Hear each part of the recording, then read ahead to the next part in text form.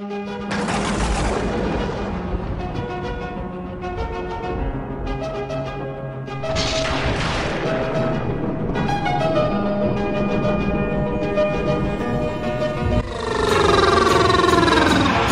Marcus Ericsson de 3. Triple. Dime que no estoy soñando. Magnus Dividici. Triple sin meter aquí al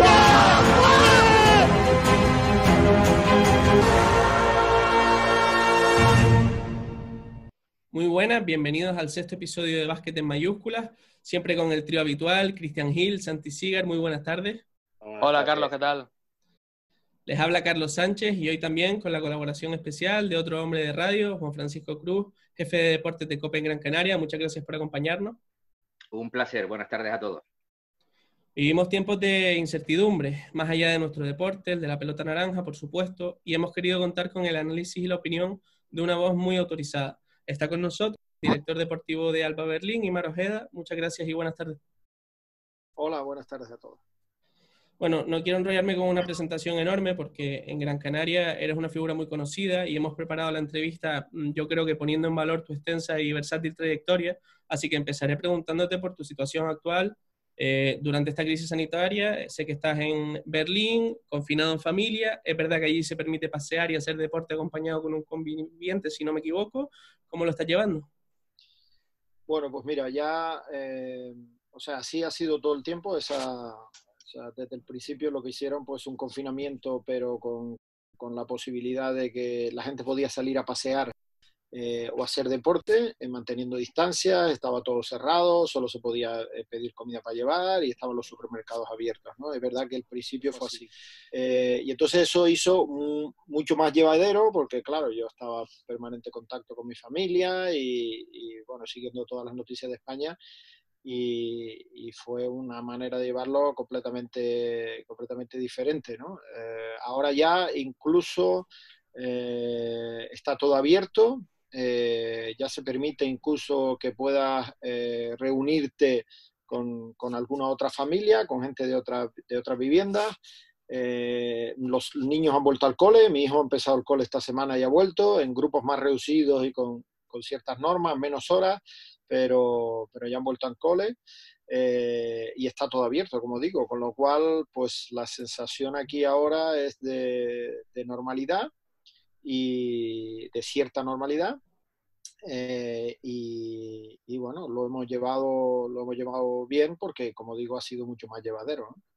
Juanfran, si quieres, tú que estás hoy también de invitado, abrir el turno de preguntas. Muchas gracias. Antes que nada, Imar, muy buenas, ¿qué tal? ¿Cómo estás? Buenas tardes, Juanfran. Yo bien, ¿tú? Bien, todo perfecto. Una cuestión, estamos en la fase de desescalada, como se está llamando, de los diferentes gobiernos, en este caso en España en particular, pero hablando de baloncesto en general, el cargo que tú ostentas, el de director deportivo, como el resto de directores deportivos, hablamos a nivel europeo y de equipos de élite o equipos de Euroliga, ¿puede cambiar la situación a partir de ahora? Hablamos que en lo económico, lógicamente los clubes no van a poder quizás contar con el dinero o con la economía que tenían hasta este momento. A lo mejor es cuestión ya de buscar, por decirlo de alguna forma, perlas interesantes en el baloncesto para hacer equipos competitivos a partir de ahora. Ya la economía quizás no va a ser el sustento principal de los equipos grandes. Bueno, absolutamente. Esto yo creo que tiene una magnitud que todavía no somos todos conscientes, o hay mucha gente todavía incluso mucho más fuera de esa situación, pero yo creo que no somos todos conscientes de la magnitud que va a tener esto. Nosotros, que somos un club que tiene un modelo de gestión muy alabado porque depende única y exclusivamente de lo que genera, es decir, de lo que generamos trabajando en el club, con las entradas a los partidos, con los abonados, con los sponsors, con las actividades que hacemos. Pues como digo, ha sido muy alabado, es un modelo de negocio que se pone como ejemplo en la Euroliga.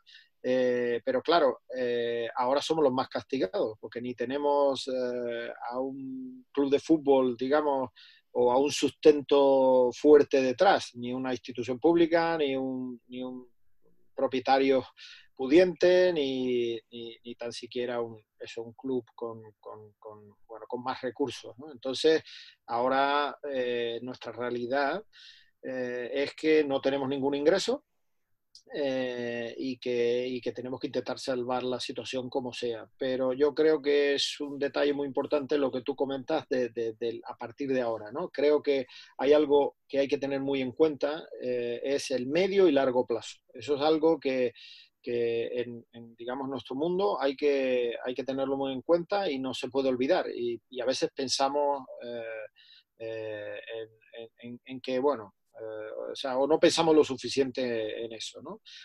Yo creo que habrá que adaptarse a una nueva realidad, que los presupuestos de todos los clubes van a cambiar.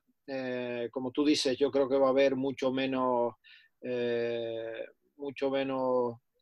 no despilfarro, pero gasto de dinero por encima de las posibilidades, que hasta ahora pues ha sido así en muchos clubes, no generan el dinero que gastan, ¿no?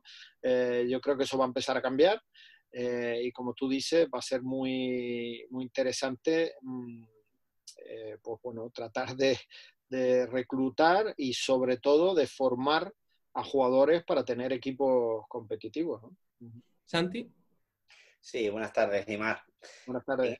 En esta situación de incertidumbre, ¿cómo desarrollas tu trabajo de director deportivo? Me refiero porque, vamos, no hay partidos que visionar, no sabes tampoco con qué presupuesto vas a poder contar para la próxima temporada, cuándo va a empezar esa temporada, si va a ser con público, si va a ser sin público. ¿Cómo te adaptas a esa situación? Bueno, nosotros Alba es una organización que, como digo, pues está compuesta básicamente por los profesionales del día a día. Entonces los directores de cada una de las secciones, el director general, el presidente, o sea, no tenemos un gran círculo de directivos y cosas así. Entonces, bueno, es una organización muy dinámica y desde el primer momento, no solo nosotros, sino hemos involucrado a todos los entrenadores de cantera que tenemos, a todos los empleados que tenemos, en un proceso de intentar poner sobre la mesa nuevas ideas y actividades que podemos ir haciendo en cada una de las etapas que hemos ido pasando, ¿no? Entonces, así es como ha surgido una idea que ha tenido muchísimo impacto en Alemania. Hemos hecho unas clases en YouTube para alumnos de diferentes grados, los de guardería, los de educación primaria y secundaria, ¿no? Entonces hemos hecho unos capítulos, que es algo que nosotros hacemos habitualmente en los colegios de Berlín. Es un proyecto que tenemos en marcha desde hace muchísimos años, pero claro, no se veía, ¿no? Y lo único que hicimos nosotros pues, fue trasladarlo, digamos, al formato de internet, al formato televisivo, ¿no? Y ha tenido un impacto brutal. Nosotros pasamos de ser nuestro canal de YouTube era básicamente un archivo de vídeos, es verdad que no hacíamos muchas cosas en directo ni dábamos mucha bola, y hemos pasado de ser el equipo de Euroliga, por ejemplo, que menos seguidores tenía en su canal de YouTube, a ser puramente club de baloncesto. Claro, no hablo de los que tienen un solo canal e incluye los de fútbol, pero los que tienen canal solo de baloncesto hemos pasado a ser el equipo que más seguidores tiene, ¿no? Entonces los visionados han pasado por encima de 1 millón, ha tenido muchísimo impacto en Alemania, ¿no? Lo han visto en todo, porque ha sido una ayuda muy buena para cuando la gente estaba en casa, pues hacer deporte con los niños, ¿no? Hacer educación física. Entonces, nosotros lo hemos enfocado, es verdad que eso no, lo hemos hecho totalmente gratis, no nos ha dado dinero, simplemente dando visibilidad a los sponsors que ya teníamos, ¿no? De esos proyectos, ¿no? Entonces, bueno, no es un tema que nos haya solucionado, pero yo creo que hemos puesto en valor lo que significa un club que está más allá de ser puramente un club de baloncesto profesional que ofrece espectáculos los fines de semana, ¿no? Nosotros tenemos muchas actividades para la ciudadanía o para intentar ayudar desde el baloncesto a la ciudad de Berlín, y eso lo hemos puesto en valor, ¿no? Entonces, como digo, eso surgió por una de las facetas o por una de las iniciativas que pusimos en marcha. Entonces, durante toda esta primera fase hemos estado intentando crear contenido o cosas que podíamos hacer en el club, y así hemos pasado bastante tiempo. Yo en la parte pues, más puramente baloncestística, con el director de cantera, Raúl Rodríguez, con Carlos Frade, que es el director del departamento de scouting y de mejora del jugador, y entonces hemos puesto en marcha varias iniciativas, pero internas, ¿no? De concursos en vídeo para que nuestros jugadores compitan en casa y sigan manteniendo ese contacto que tenían, porque pasan de verse cada día a no verse nunca. Lo hemos hecho incluso con los profesionales. Estamos haciendo 3 clinics semanales, uno con entrenadores pues desde el primer equipo hasta abajo, otro con los fisioterapeutas y preparadores físicos, y otro con eso de player development, desarrollo del jugador, de entrenamientos individuales, y básicamente eso es lo que más ha ocupado mi tiempo durante esta fase, ¿no? También he visto mucho vídeo por ir adelantando jugadores que puedan ser interesantes, que venía siguiendo. Y luego tengo que decir que reconozco que la primera fase pues la he disfrutado pasando tiempo con la familia, porque lamentablemente con tanto viaje pues esto es algo que no hago habitualmente, así que lo he disfrutado mucho. ¿Cristian? Hola, Aimar. Yo quería hacerte una pregunta pues, en relación a lo que han comentado los compañeros. Es cierto que ahora más que nunca o los clubes van a tener que tirar de jugadores jóvenes, de ir a canchas pequeñitas, descubrir nuevos talentos.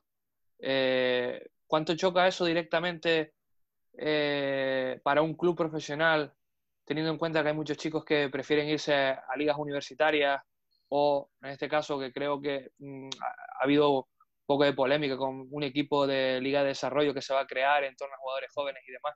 ¿Cuánto crees que puede chocar eso a los intereses de los clubes como el Alba, que verdaderamente apuestan e invierten en talento joven? Bueno, pues yo creo que a nosotros, yo creo que va a ser de los que menos nos afecten. Nosotros hemos puesto en marcha desde que yo empecé aquí el proyecto hace 4 años ya, pues toda una política de intentar combinar máximo nivel, o sea, máximo nivel competitivo, pero sin sacrificar una pieza fundamental para nosotros, que es desarrollar jugadores, ¿no? Entonces, queremos desarrollar jugadores para el máximo nivel que puedan servir para nosotros, o desarrollar jugadores que puedan servir para cualquier otro nivel. Y ya tenemos pues, muchísimos casos, ¿no? Jugadores que están con nosotros jugando en Euroliga, como Jonas Matisse, que es un chaval del año 2000 de nuestra cantera, o como Bennett Hunt, que es un base que juega en otro de los equipos de la liga, en Göttingen, porque digamos, jugó con nosotros, pero bueno, llegó un momento que el nivel era muy superior al suyo, y bueno, él pasó a otro nivel, ¿no? Yo creo que nosotros hemos experimentado de todo. Hemos experimentado el caso de Frank Wagner, que también es un jugador del año 2001 muy bueno, que decidió ir a Estados Unidos a college. Pero bueno, nosotros yo creo que estamos habituados a esa combinación, y creo que la vamos a seguir haciendo, ¿no? El tema de lo que comentas de la D-League es algo que es un debate que yo intento tener, y hemos tenido incluso relativamente hace poco con gente de Euroliga, de la propia Euroliga, por la preocupación que existe, o la reflexión que yo creo que hay que hacer en cuanto a cómo está cambiando la NBA el mercado mundial, ¿no? Yo creo que no sé si es así, pero para mí es una tendencia con el cambio de comisionado, ¿no? Yo creo que David Stern pues potenció mucho el producto, pero lo mantenía, digamos, en un ámbito un poco más local, a nivel de baloncesto, a nivel de marketing obviamente mundial, y yo creo que ahora Adam Silver ha hecho lo contrario, ¿no? O más o menos desde que él está, la política es la contraria. La NBA tiene ahora ya no solo 15 contratos por plantilla, sino 17 con los two-way contracts de gente que sube de D-League. Cada equipo de NBA tiene un equipo de D-League. se ha aumentado el número de equipos, están incrementando los salarios en la D-League. Ahora van a crear eso para que jugadores pasen directamente de instituto a la D-League sin pasar por college, ¿no? Por la universidad. Tienen academias de jóvenes en todo el mundo. O sea, ahora ya pues son una competencia para reclutar jóvenes talentos en Europa. O sea, porque eso nos ha pasado, ¿no? Que hay gente que va a academias, ¿no? Entonces, bueno, yo creo que eso es un problema mucho más global, y que, bueno, que de alguna manera tendremos que afrontar y ver cómo nos impacta. Pero creo que asociado al tema del descenso económico, lo que va aquí en Europa, lo que creo que va a hacer es pues incrementar la marcha de jugadores, igual no tanto en edad de universidad, pero sí jugadores jóvenes que van a probar en NBA o en D-League, ¿no?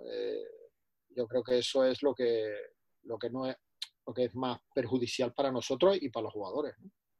Y Mar, como tú has dicho, el sistema, la estructura de desarrollo integral del club, con esa colonia española que, como te puedes imaginar, desde aquí, bueno, siempre tenemos el foco puesto, pero es un modelo que yo creo que está centrando el foco en Europa y en el mundo. Hay que estar orgulloso de ello porque es así.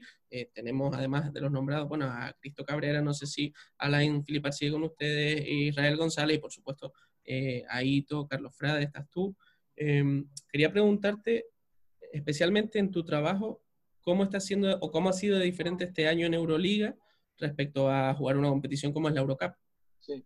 Bueno, pues yo tenía muchas ganas de competir en Euroliga, porque no lo había hecho nunca y bueno, me hacía mucha ilusión. Yo siempre hacía un análisis de la política que llevaban los directores deportivos en Euroliga, ¿no?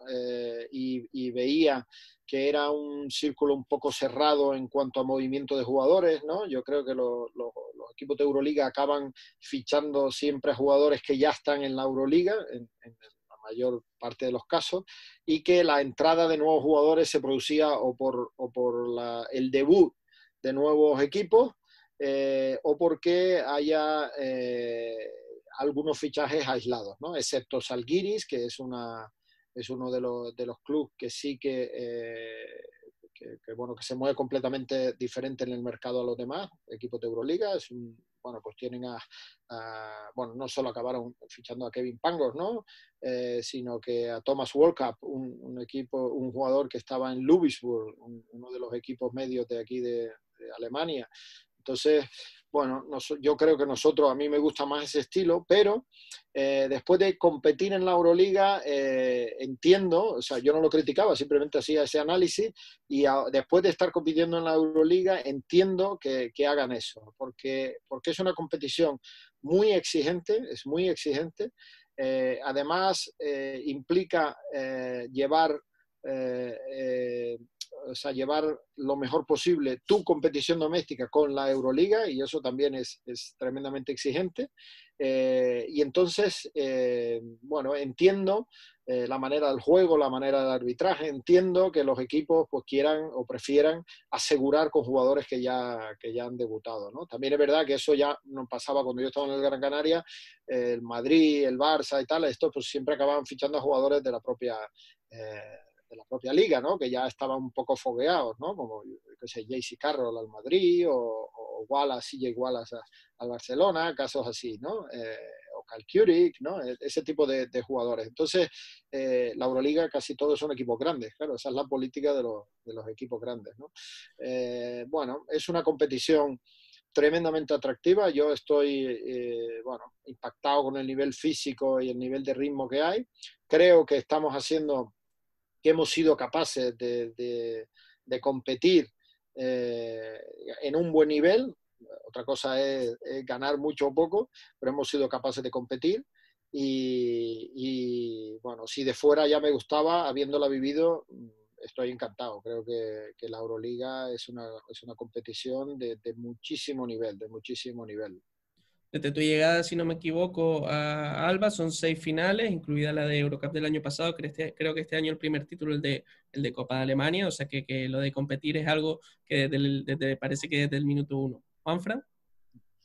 Sí, dentro de lo que estamos hablando, lógicamente, Imar, el trabajo de scouting es una parte principal o una de las partes que ustedes hacen dentro de lo que es la dirección deportiva de los clubes, en todos los deportes, pero en particular en el baloncesto.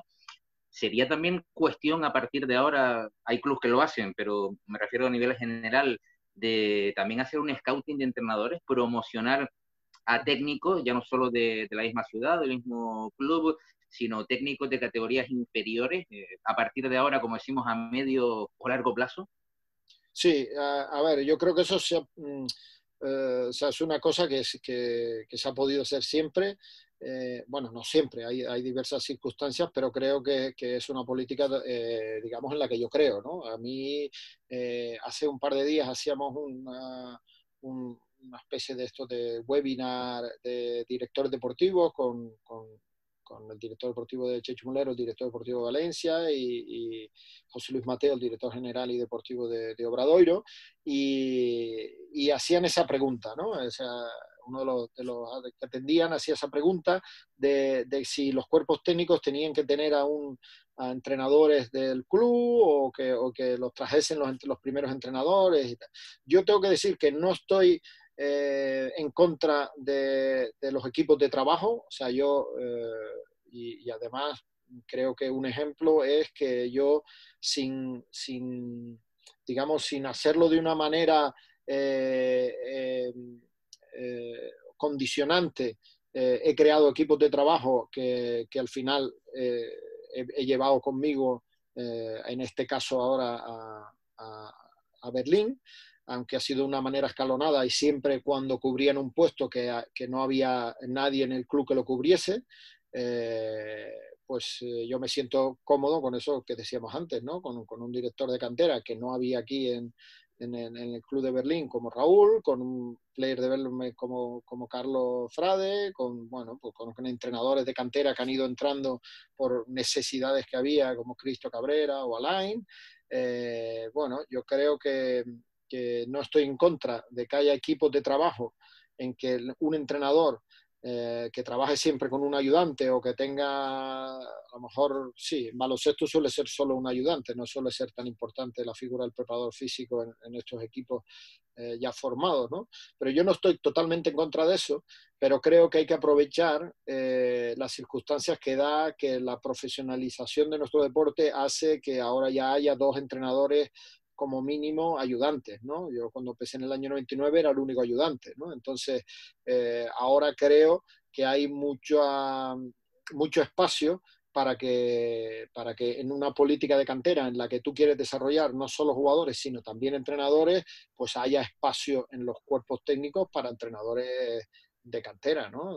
En el caso particular ahora de Aito, yo creo que era fundamental porque la filosofía de Aito es completamente diferente a la que se tenía en Alemania, que trajese a alguien que ya había trabajado con él, como Israel, o ponerle a alguien que ya había trabajado con él, era pues esencial, ¿no? Pero nosotros hemos tenido un entrenador ayudante hasta este último año que ha decidido aceptar un puesto de primer entrenador en otro club de la liga, y lo que hemos hecho es poner al que teníamos de ayudante en el segundo equipo, ¿no? Porque bueno, ese es el entrenador que creíamos capacitado y él es el que está, ¿no? Yo creo que mientras haya la posibilidad, ya digo, sin que tenga que ser algo obligatorio, pero creo que hay mucho espacio para manejar situaciones en las que le puedas dar mucho espacio a tus entrenadores. Santi.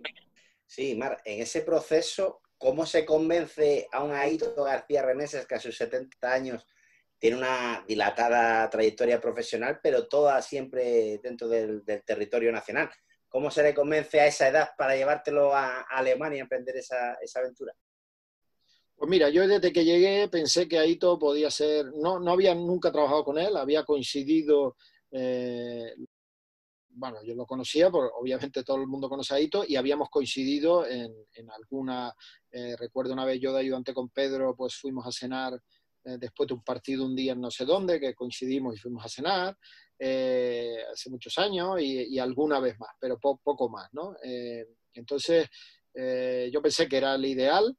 y desde el primer momento pues intenté contactar a ver si se lo plantearía, ¿no? Entonces ese primer año no hubo ni la más remota posibilidad ni de plantearle nada serio, porque él quería, digamos, hacer año sabático, parar un poco el ritmo, ¿no? Después de los años que tuvo en Gran Canaria, y entonces, bueno, pues nada, no pudo ser. Yo durante el año, ya, o sea, el año siguiente, pero acabando la temporada, volví a insistir, y entonces yo lo que intenté, o sea, intenté enfocárselo de una manera en la que le decía que las condiciones eran perfectas para un proyecto como los que él lidera, que mi manera de trabajar, mi manera de ver los proyectos, él era el entrenador ideal para eso, era muy similar a la manera en la que él hace las cosas,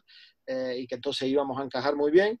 Y sobre todo intenté un poco picarlo, diciéndole o motivarlo, vamos a decirlo así, que él ya había conseguido todo en España, ¿no? Que había estado en equipos grandes ganando títulos, que había estado en equipos pequeños haciendo cosas increíbles. Bueno, pues yo creo que lo único que le quedaba era demostrar eso fuera de España, ¿no? Entonces, bueno, como ahí todo es como es, que es siempre muy reservado, pues no sé qué fue exactamente lo que le animó a hacerlo, pero bueno, el proceso fue bueno porque me dijo, oye, bueno, voy a ir a visitar. Y entonces vino a Berlín, estuvo aquí, le enseñé un poco todo, le contamos, dio un partido, todo, y ya no me dio más bola hasta que tiempo después dijo, vale, pues sí, voy. O sea que hombre de pocas palabras, pero bueno, lo convencimos. Cristian. Bueno, Imar, yo quería preguntarte por una cosa que me parece súper interesante dentro de tu manera de trabajar, que es el tema de la lista de emergencia. No lo quiero decir en inglés por si acaso se me va un poco el tema de la pronunciación. Hay un buzón de correo, es uno de los buzones de mi correo que se llama así, efectivamente. Que quería preguntarte que cómo funciona, ¿no? Porque me parece muy interesante que un director deportivo, pues evidentemente tenga una lista de emergencia de posibles fichajes con la temporada ya iniciada, que me gustaría que nos contaras cómo funciona. Bueno, a ver, yo siempre explico a los agentes y todo, siempre les digo que la manera en la que yo mejor trabajo, en la que me siento más cómodo, es haciendo un seguimiento exhaustivo de los jugadores, ¿no? Entonces, yo creo además que esto no es una manera de actuar en exclusiva mía. Yo creo que en general en la vida todos tomamos decisiones en base a la confianza que tengamos en ciertas cosas, ¿no? Excepto otra gente. Y no quiero meterme rollo psicológico o sociológico porque no tengo ni idea, pero sí que creo que cuanto más seguros estamos de conocer algo, más fácil nos resulta pues tomar una decisión por esa cosa, ¿no? Yo creo que esto porque he leído algo interesado en esto, y esto los de marketing lo tienen muy claro, ¿no? O sea, tú estás en un país en el que todo te da un poco de respeto, un país pequeño, pero si ves una M amarilla, te metes ahí a comer independientemente, te da cierta garantía, ¿no? ¿Por qué? Porque reconoces, digamos, ese logo, ¿no? Entonces, yo creo que es un poco así. O sea, a mí me gusta hacer un seguimiento bueno de los jugadores y me siento más cómodo fichando jugadores que conozco, que he seguido, antes que a alguien que lo conozco desde hace una semana, ¿no? No siempre se puede hacer. Yo hay muchas veces que ficho jugadores con no un seguimiento muy largo, y especialmente en mitad de la temporada hay veces que es así, o más veces que es así, sube el porcentaje. Yo intento mantener esa base de datos de jugadores que sigo, pues activa, y pendiente de ella, incluso una vez que el equipo está hecho, ¿no? Cuando el equipo está ya compuesto, pues intento seguir de una manera un poco más pausada para bajar el ritmo, seguir viendo a esos jugadores que tengo, digamos, en las listas como jugadores que me gustan y que podría fichar.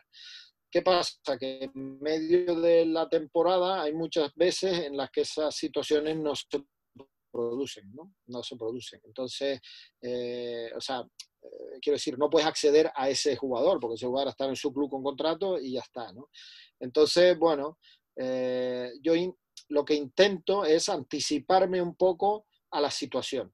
Y ahora explicaré dos casos. Porque lo otro es cuando tienes una situación de emergencia que se te lesiona a alguien y tienes que fichar, pues inmediatamente recurres a los agentes, ¿no? Entonces intentas pues hablar con todos los agentes y que te ofrezcan a posibles jugadores que estén libres o algunos que estén queriendo salir de su club por diversas circunstancias y tal. Entonces, también intentas tú ver el seguimiento, ¿no? Si has visto que hay otros jugadores, hay en ligas jugadores que no están jugando mucho porque a lo mejor no están dando el rendimiento que esperaban o no están cómodos, pues intentar ver si ese podía ser una opción, ¿no? Entonces, yo a veces intento no provocar, pero anticipar esta situación y estar preparado. Y voy a poner dos ejemplos. Uno nos pasó hace 2 años que teníamos un jugador, Spencer Butterfield, y estaba arrastrando unos problemas en el pie. Entonces, bueno, él ya jugaba con dolor, iba aguantando, pero estábamos viendo que aquello en algún momento dado iba a explotar, ¿no? Entonces, el timing no fue perfecto, pero él consiguió aguantar hasta diciembre. Ya llegó un momento que dijo que en diciembre que no podía más y tenía que parar, y entonces lo paramos, y yo no conseguí inmediatamente en diciembre a un jugador, sino que pues no pude conseguirlo porque era uno que estaba lesionado. Y era un jugador que se llamaba Steve Basturia, que es un jugador que a mí me había gustado mucho en universidad y en torneos que había visto después de universidad, uno que se llama Portsmouth. Y entonces, bueno, pues localicé a la gente porque acababa de salir de college y no se sabía quién era la gente, lo localicé, hablé con él y me dijo, no, está lesionado y tal, pero me sorprende que me llames y tal. Digo, mira, es que me gusta y creo que podía encajar con nosotros. Oye, pues está lesionado, pero está cerca de volver, le faltan un par de semanas. Al final, en vez de 2, pues fueron 3 semanas, pero así fue como trajimos a Basturia. Yo creo que valió la pena esperar porque es un jugador que nos dio lo que necesitábamos en aquel momento, ¿no? Otro caso fue un poco el de Landry Nnoko, ¿no? Landry Nnoko es un jugador que yo había seguido y que pues bueno, en verano se puso imposible ficharlo porque en Turquía le daban mucho dinero, él firmó allí en Turquía, y luego en mitad de temporada el equipo turco empezó a no pagar, ¿no?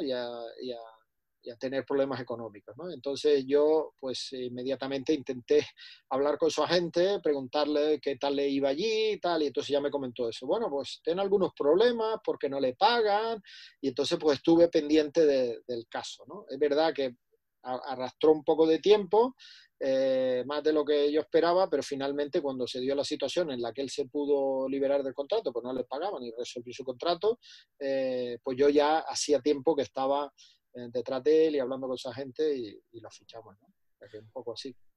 Hemos podido, bueno, leer y escuchar varias veces decir a este respecto que rara vez fichas a un jugador que conozcas hace menos de 2 meses, que a los agentes les pides con tiempo que te hablen de los jugadores que quieran introducirte para tú poder informarte. También he escuchado cómo te felicitan y se impresionan en Alemania porque vas a torneos U14, U16, U19, no solo a representar al club, sino que también te gusta ver a ti a los jugadores de futuro, aunque tengas evidentemente una dirección de cantera.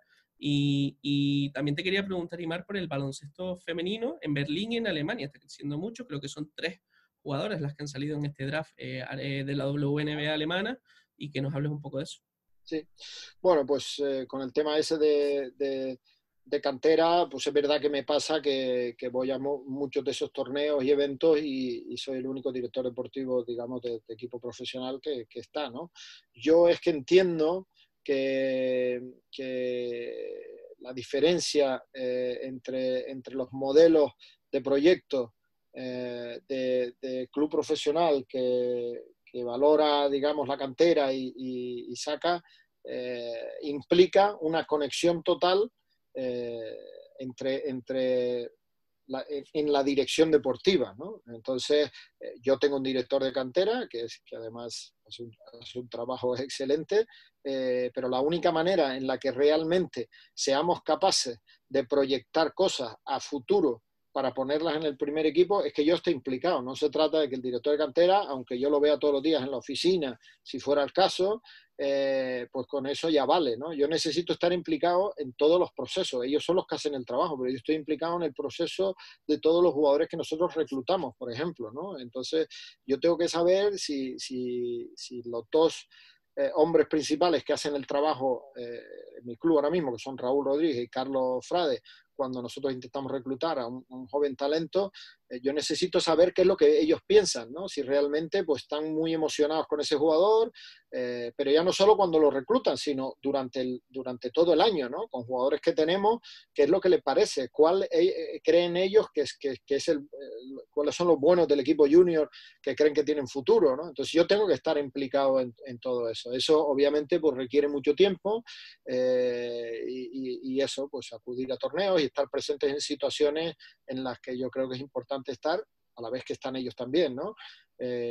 Bueno, pues son sacrificios que hay que hacer respecto a tiempo con la familia y algunas otras cosas, pero yo entiendo que eso es fundamental, ¿no? Y lo mismo pasa ahora con el tema del baloncesto femenino. Nosotros somos un club que en cantera teníamos niñas desde hace años, pero que desde el año pasado tomamos una decisión estratégica en el club como uno de los pilares fundamentales, aparte de otras cosas, como fue potenciar el baloncesto femenino, ¿no? Nosotros, bueno, baloncesto femenino y también el baloncesto en silla de ruedas, que también tenemos equipos desde hace muchos años, ¿no? Y equipos de cantera también. Entonces, bueno, no queremos que sean una rama, digamos, o una sección dentro del club. O sea, son baloncestos, son parte de nuestro ADN y lo que nosotros hacemos. Entonces, obviamente requiere un proceso, pero lo que decidimos es empezar a invertir proporcionalmente, igual que lo hacemos con los chicos, ¿no? Entonces, el equipo subió hace 2 años con las jugadoras junior a segunda división y lo que hemos hecho es intentar potenciar el equipo este año, pues con la designación de Cristo Cabrera como entrenador del equipo profesional, aparte de que es el director de la parte alta, de juniors y cadetes femenino. Y bueno, hemos reclutado por primera vez a una jugadora profesional, digamos, a una jugadora norteamericana que ha estado con nosotros, y el resto pues son jugadoras de Berlín que todavía pues trabajan, estudian, están ahí a tiempo parcial, que juegan con nosotros, pero también la siguiente medida fue dotar al club de un piso, igual que tenemos para los chicos, de un piso en nuestra residencia, o sea, es un edificio, tenemos ahí piso, uno exclusivamente para jugadoras femeninas, ¿no? Son todas de Berlín y algunas de fuera de Berlín, pero que viven muy en las afueras, las de Berlín, y que se les hace muy largo el poder entrenar y estudiar, y hemos apostado por eso, ¿no? Yo creo que ese ejemplo de 3 jugadoras en el draft, 3 jugadoras alemanas en el draft de WNBA ahora, es significativo de que el baloncesto alemán está creciendo en general, en femenino en particular, pero es verdad que todavía todas las estructuras de baloncesto femenino pues están muy, muy débiles, ¿no? Muy débiles. Yo creo que lo que sí prueba esa elección en el draft es que cada vez hay entrenadores haciendo las cosas mejor y clubes haciendo las cosas mejor, ¿no? Entonces hay casos individuales. Yo pongo el mismo ejemplo en el baloncesto masculino. El baloncesto masculino llegó un momento, no sé si es ya, en el que había los mismos jugadores en NBA españoles que alemanes. No sé si los dos países tenían 6 jugadores en NBA.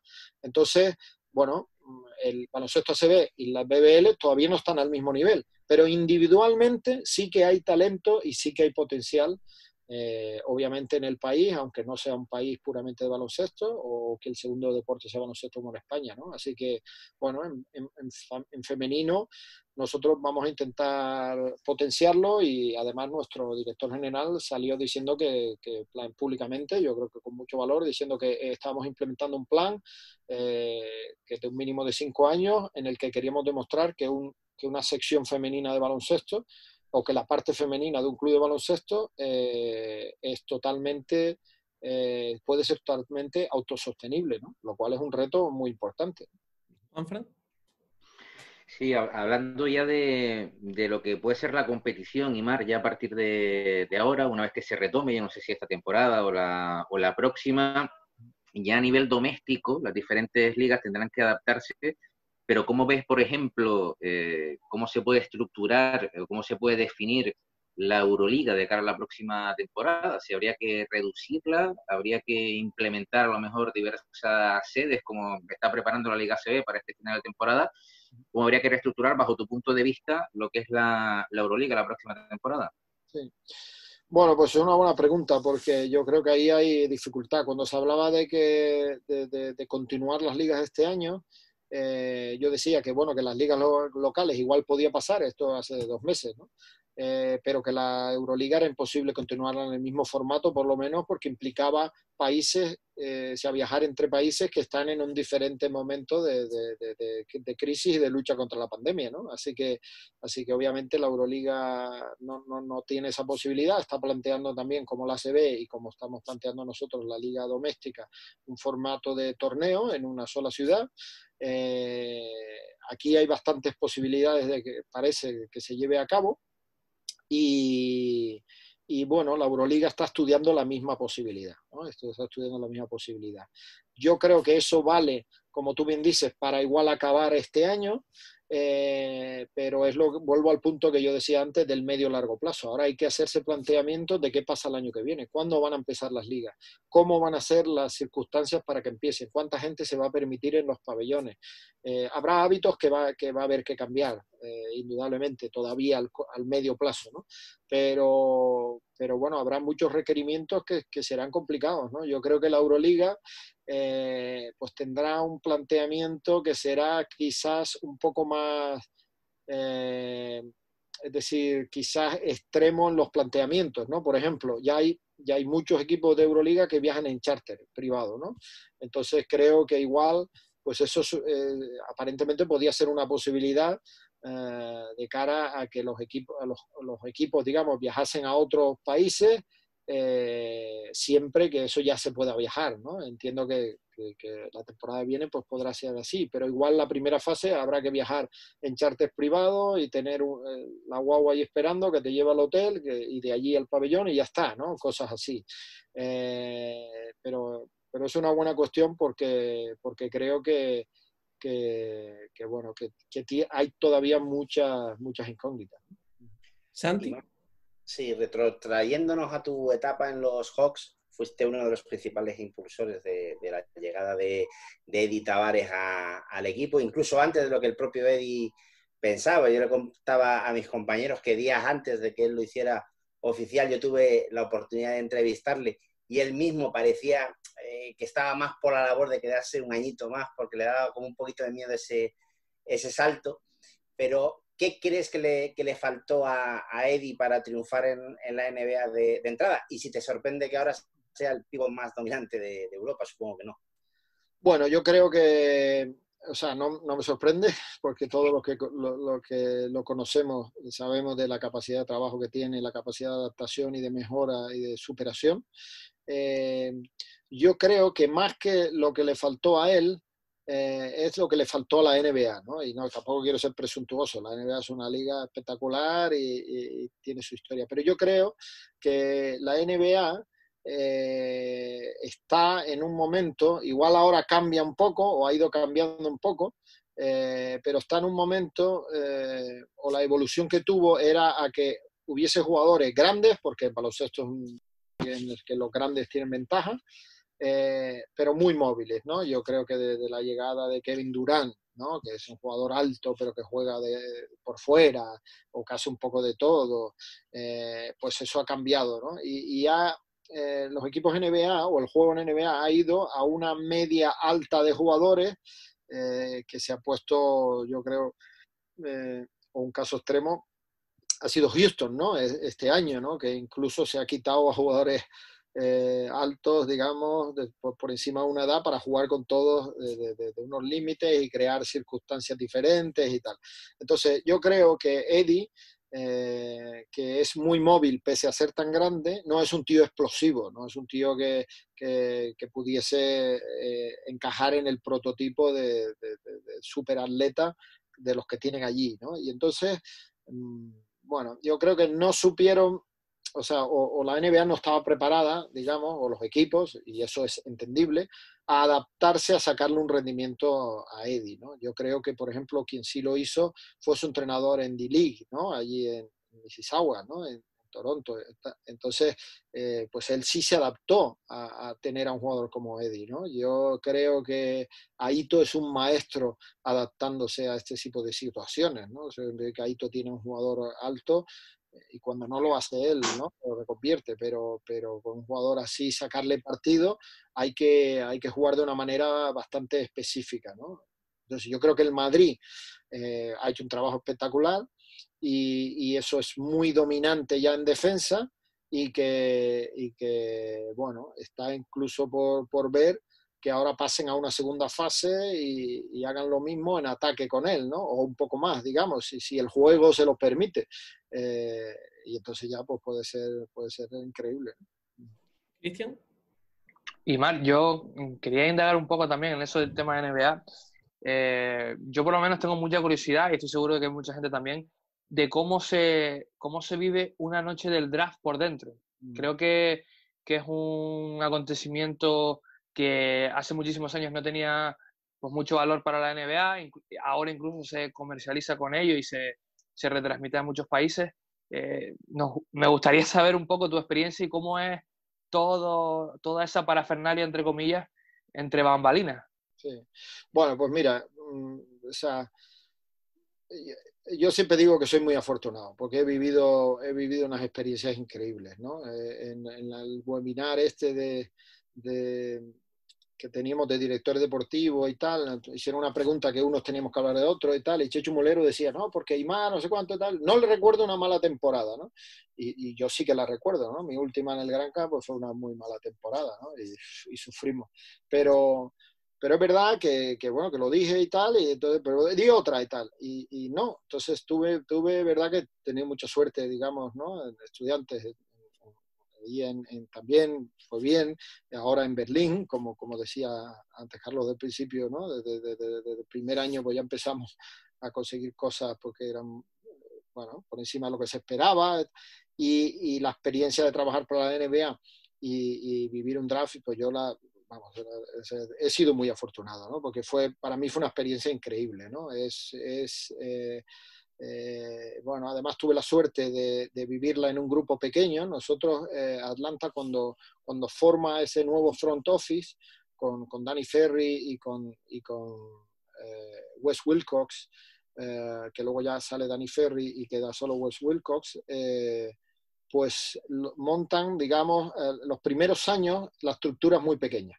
Luego ya cambian las cosas y empiezan a incrementarla, pero al principio, ahora que he tenido tiempo ordenando fotos ahí en el ordenador, me encontré una de esa noche, ¿no? Y entonces recordaba eso y contaba las sillas y me acuerdo, sí, es que éramos 6, ¿no? O sea, en la oficina, y luego el primer entrenador que estaba en unos sofás, los ayudantes, y luego estaba delante también pues los propietarios y tal, pero el grupo de trabajo éramos 6, ¿no? Y entonces, claro, me hicieron totalmente partícipe de todo, me hicieron hasta una especie de novatada, porque en la segunda ronda elegimos a 2 internacionales, como fueron Marcus Ericsson y Dimitris Agravanis, y entonces, bueno, pues una vez que, claro, ellos ya sabían que el tema era un poco más relajado en segunda ronda que en la primera, pero yo todavía no era capaz de soltarme, ¿no? Viendo digamos, la seriedad que hay en todo ese momento que es tan rápido, ¿no? Pero me hicieron hasta una novatada porque cuando decidimos, bueno, venga, pues vamos a por Marcus Ericsson, pues entonces dijeron, bueno, alguien dijo, no sé si fue Wes Wilcox o el entrenador, Budenholzer, lo que sea, no, pero que llame Aimar. Entonces yo dije, ¿qué? Y entonces, no, venga, llama. Y entonces ya el teléfono sonando, bueno, no que llame, que conteste, sonó el teléfono, llamaba a la NBA, venga, Aimar. Yo no quería cogerlo porque acabé cogiéndolo, y entonces ya empecé a ver que se reían y tal, y entonces, bueno, pues tuve que decir el nombre y tal. Fue increíble porque me parece muy complicado. Hay infinidad de normas, pasa todo muy rápido, hay mucho trabajo para llegar a esa noche, pero esa noche, digamos, es todo rapidísimo, ¿no? Recuerdo que nosotros teníamos el 15, lo intercambiamos, y había que decidir sobre la marcha, ¿no? Y bueno, pues eso, Wes, que era el que estaba allí de GM en ese momento, pues hizo una ronda rápida. A ver, Mike, ¿tú qué dices? Jeff y Mike. Y cada uno tenía entre una opción u otra que notaban, ¿no? Porque nos había llamado Washington para ofrecer un trade, ¿no? Entonces, bueno, pues me pareció, bueno, ya te digo, ¿no? O sea, una experiencia inolvidable, ¿no? Yo te iba a preguntar, Imar, precisamente por esa selección de Eriksson, bueno, por Marcus Eriksson, no es que lo hayas querido fichar este verano, lo llevas siguiendo, creo que desde, no sé si tu tiempo es en Gran Canaria, lo eligieron los Hawks con ese 50, creo que fue en el draft de 2015. Cuéntanos un poco, creo que hasta su padre hace poco te dijo que estaba contento que jugara para ti, que tú por fin pudieras haber conseguido a Marcus para jugar contigo. Sí, es que, claro, Marcus, cuando llega a Manresa, que Jordi Ardèvol lo recluta, que bueno, es un trabajo excepcional allí en Manresa y luego en cantera del Barça, lo recluta, pues bueno, empieza un poco a causar un poco de sensación y yo empiezo a seguirlo, ¿no? Y entonces, bueno, pues me gusta, obviamente me gusta el jugador y empiezo a seguirlo. Entonces, bueno, ficha en el Barça lo vuelve a ceder, luego lo vuelve a traer y tal. Y entonces, en esos momentos yo siempre estaba un poco pendiente, ¿no? Oye, nos lo ceden y tal, porque si no va a jugar con ustedes y tal. Pero nunca se dio la ocasión, ¿no? Entonces, cuando yo ya estoy con los Hawks, bueno, indudablemente era su año de draft y es uno de los jugadores que yo desde el primer momento empiezo a hablar a los jefes, ¿no? Empiezo a hablar al resto del front office de Marcus Eriksson y lo pongo ahí en las listas y tal, y lo estudiamos, lo entrevistamos, hicimos todo el proceso, ¿no? Nosotros en aquella época, además, porque yo lo que intentaba transmitirles es que, bueno, es verdad que el físico de Marcus pues todavía es una asignatura un poco pendiente, pero bueno, había confianza en que podía hacerlo, ¿no? Pero la virtud que tiene para tirar, la capacidad que tiene para tirar, entre otras cosas, pues creo que se asemejaba mucho a uno que nosotros teníamos, que es Kyle Korver, que es un grandísimo tirador, que además, bueno, pues ha demostrado que es muy bueno, ha seguido en activo, ha ido todavía dando mucha guerra, y entonces yo decía que podíamos tener a alguien de un perfil parecido a Kyle Korver, ¿no? Y que en nuestro juego algo así encajaría, ¿no? Entonces, bueno, en segunda ronda no hay una gran, digamos, presión para la elección, son cosas más de futuro por si pueden cuadrar y bueno, yo creo que a ellos les convenció también y bueno, así fue como lo elegimos, ¿no? Todavía a día de hoy, porque eso que dice el padre, ¿no? Yo ese comentario que le hice, digo, por fin, Marco, o sea, vas a jugar para un equipo mío y voy a poder, digamos, recoger de alguna manera lo que he sembrado, ¿no? Consiguiéndote durante tantos años, ¿no? Entonces se reía el padre y él y tal, que estaban de visita. Pero bueno, todavía aquí en Berlín, gente del propio entorno cercano reconoce que le ha sorprendido gratamente, que pensaban que podía tener alguna dificultad más para defender y para tapar, digamos, sus deficiencias, ¿no? Y ha demostrado que bueno, en Euroliga ha sido uno de los mejores taponadores de nuestro equipo, ¿no? Después de alguno de los pivots, ¿no? O sea que, bueno, lo ha hecho muy bien.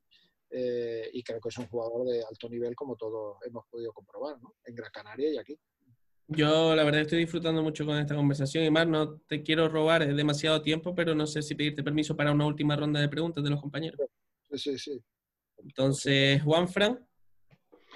Hablando de Marcus Eriksson, pero podríamos generalizar, todos sabemos que todos son importantes en el baloncesto, el trabajo coral, los bases, los escoltas, los pivos, los ala pivos, el trabajo defensivo, quizás es mucho más técnico de pizarra que el fútbol, pero hablando de un puesto en particular, el de alero, el jugador franquicia, por decirlo de alguna forma, o el especialista, ¿es el más complicado para firmar para un director deportivo? ¿Un jugador que pueda marcar la diferencia? ¿Un Marcus Eriksson, por ejemplo, de 20-30 puntos por partido? Sí, yo creo que a ver, o sea, es decir, indudablemente, como tú dices, todos los entrenadores intentan que el juego sea lo más equilibrado posible, la capacidad ofensiva sea la más equilibrada posible, porque así será menos... más difícil de defender, ¿no? Entonces, pero siempre hay jugadores que destacan porque tienen capacidad para anotar, ¿no? Marcus, su capacidad clara para anotar viene desde el tiro, y viene desde el tiro de fuera o desde esa amenaza que él luego aprovecha para pues irse de su defensor y tirar de un poco más cerca, pero viene claramente desde esa amenaza, ¿no? Entonces, yo uno de los argumentos que utilicé para plantearle a los entrenadores y al club, que me parecía un fichaje importante para nosotros, era que el año pasado, cuando jugó con Gran Canaria Euroliga, fue una amenaza clara. Era un jugador que no sé si fue el máximo anotador o no, pero obviamente en muchos de los partidos pues era un jugador que anotaba mucho, ¿no? Y en Euroliga no hay ningún partido fácil. O sea, por mucho que el CSKA de Moscú vaya a Gran Canaria, que era el novato, o venga Alba Berlín, que somos los novatos, pensando que es un partido que tiene que ganar, no se relaja, ¿no? En Euroliga se hace todo el scouting, se preparan los partidos, porque todo el mundo sabe de la importancia que tienen, ¿no? Y que la calidad es alta. Entonces, yo siempre me planteaba, y el ejemplo que ponía era que estaba seguro que todos los equipos de Euroliga y de Liga ACB preparaban los partidos para intentar tapar a Marcus Ericsson como la principal amenaza exterior, digamos, de tiro del Gran Canaria, ¿no? Y así todo era capaz de meter puntos, ¿no? Es más, en todo este proceso hubo un entrenador de ACB con el que hablé y me lo resumió exactamente así. Me dijo, mira, yo planteé el partido a que Marcus no puedes tapar todo. Entonces decía, bueno, pues vamos a que Marcus no nos meta puntos. Entonces lo demás lo podemos aceptar, pero que Marcus no nos meta.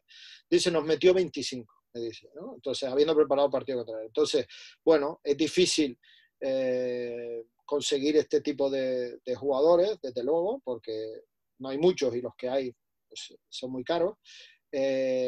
Yo no creo que Marcus esté obviamente en el nivel en el que están los grandes nombres de Euroliga como jugadores capaces de anotar siempre y de estar bien en todas las facetas del juego. Marcus es un poco más un especialista, pero creo que es muy bueno y creo que yo por eso lo fiché, a pesar que la posición que nosotros necesitábamos, el tipo de jugador que nosotros necesitábamos era un 2 que pudiese manejar el balón mucho más, y atacar mucho más con el bote, o sea, un perfil diferente. Y por eso digo que en todo el proceso de convencer a los entrenadores y de convencernos todos a tomar la decisión, pues bueno, intenté buscar qué argumentos reforzaban mi planteamiento, ¿no? Así que bueno, creo que un jugador como Marcus, aunque no te dé otras cosas, te da la amenaza del tiro y eso en baloncesto es fundamental. Santi. Sí, Mario, yo te quería preguntar, no sé hasta qué punto nos podrás contestar, pero en verano se despertaron todas las alarmas en la isla, no solo porque veíamos que Ericsson se nos iba, sino porque saltó a la palestra el nombre de Xavi Rabaseda. Rabaseda va a ser además fue la campaña de abonados como capitán, pues la imagen que eligió el club, pero surgieron muchísimos rumores de que el Alba Berlín estaba muy interesado en hacerse con los servicios del capitán. Bueno, yo a Xavi Rabaseda lo conozco muy bien personalmente. Es un jugador que ya, digamos, recomendé para Estudiantes cuando yo ya no seguía allí y él firmó allí en Estudiantes. Y es un jugador que obviamente a mí me gusta, ¿no? Creo que es un jugador importante. Pero es verdad que el año, o sea, no es bien verdad, simplemente, o sea, me gusta y es un jugador que de los que tengo en la lista, digamos, ¿no? Pero cuando o sea, si se dan las circunstancias adecuadas, ¿no? El año pasado nosotros necesitábamos un jugador de un perfil diferente, como digo, ¿no? Es verdad que podíamos necesitar un jugador también, un 3 en algún momento dado, pero no llegó a haber una realidad de intentar fichar a Rabaseda. Eso no pasó el verano pasado, porque la primera opción que yo tenía era diferente, era componer con Rocas Giedraitis, habiendo perdido a Mario a Marius Grigonis un poco en esa posición, y con Kenny Ogbe, un alemán, y bueno,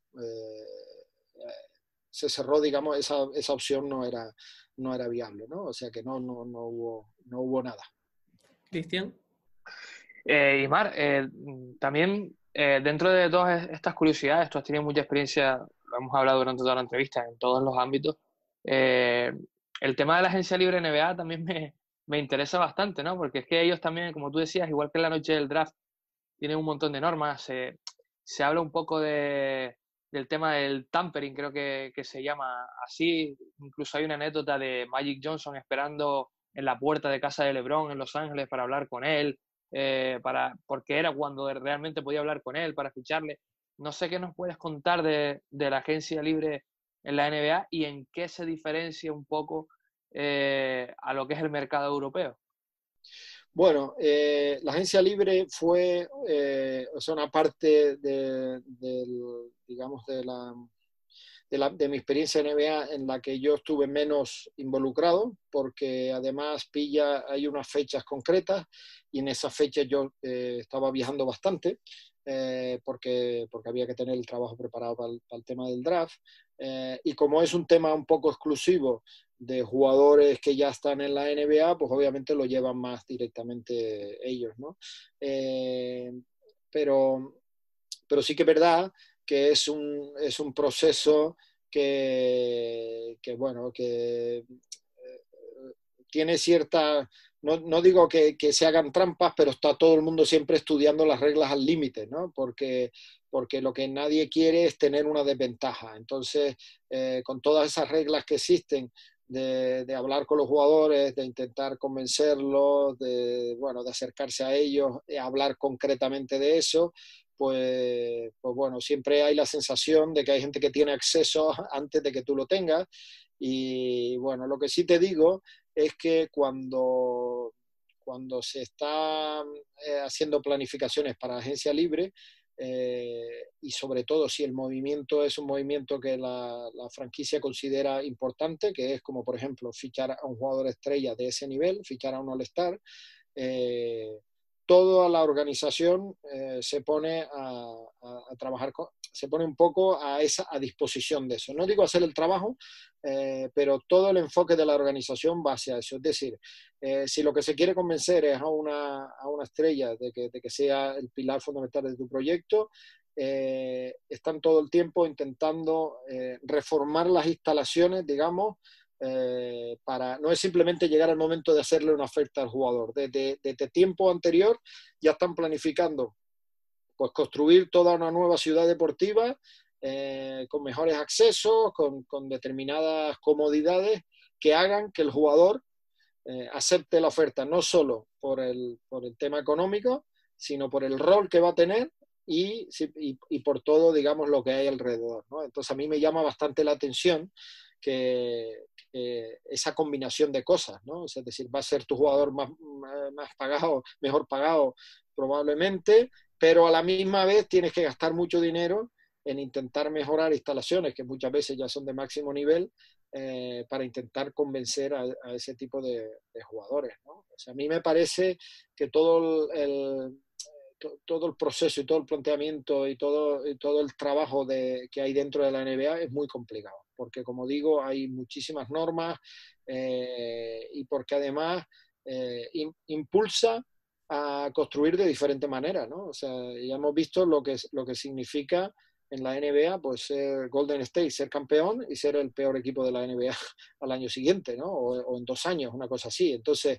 bueno, me parece que es algo significativo, cosa que nosotros aquí no veríamos ni por asomo, ¿no?